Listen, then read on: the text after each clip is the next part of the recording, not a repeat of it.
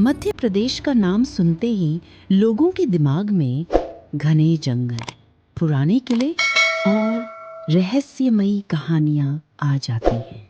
लेकिन आज जो कहानी मैं आपको बताने जा रहा हूँ वो सिर्फ कहानी नहीं है, वो सच्चाई है।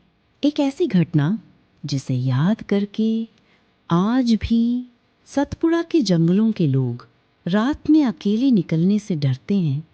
सतपुड़ा का जंगल दिन में जितना सुंदर, रात में उतना ही डरावना। चारों तरफ ऊंचे पेड़, घना अंधेरा और ऐसी खामोशी कि अपनी सांसों की आवाज भी डराने लगती है। इसी जंगल के पास एक छोटा सा गांव है जहां सूरज ढलते ही लोग अपने घरों के दरवाजे बंद कर लेते हैं, क्योंकि उनका मानना है रात के बाद जंगल जिंदा हो जाता है। ये घटना है साल 2012 की। रमेश नाम का एक युवक लकड़ी का काम करता था।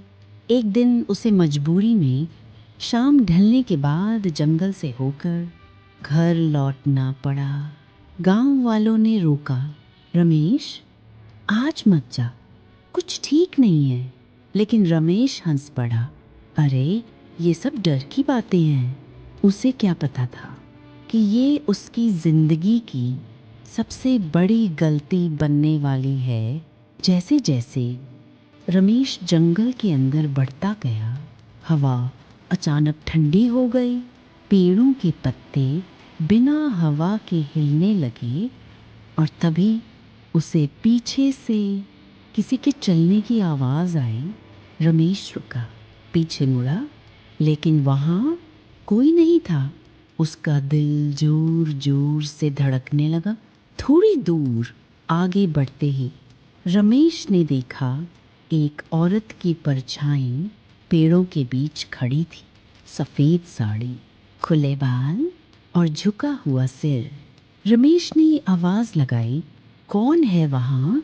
अचानक वो परछाई गायब हो गई और अगले ही पल रमेश के कान के पास एक आवाज़ आई, घर वापस क्यों नहीं गए? रमेश भागने लगा, लेकिन उसके पैर जैसे ज़मीन में जड़ हो गए हों। उसने पीछे देखा, वो औरत अब सामने थी, लेकिन उसका चेहरा इंसानों जैसा नहीं था। आँखें पूरी काली, मुंह से खून टपकता हुआ। रमेश जोर से चीखा और बेहोश हो गया। सुबह गांव वालों ने रमेश को जंगल के बाहर पाया। उसका शरीर ठंडा था, आंखें खुली हुई और चेहरे पर डर जम चुका था। वो जिंदा तो था, लेकिन कुछ दिनों बाद रमेश बोलने की ताकत खो चुका था। बाद में गांव के बुजुर्गों ने बताया, सालों पहले उसी जंगल में एक औरत की हत्या हुई थी। कहा जाता है उसकी आत्मा आज भी भटकती है और जो भी शाम के बाद उस जंगल में जाता है वो अधूरा लौटता है।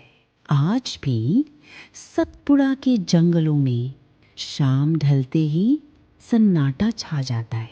अगर तुम कभी मध्य प्रदेश के इन जंगलों से गुजरो तो याद रखना, कुछ रास्ते ऐसे होते हैं जहाँ देर से नहीं, कभी जाना ही नहीं चाहिए।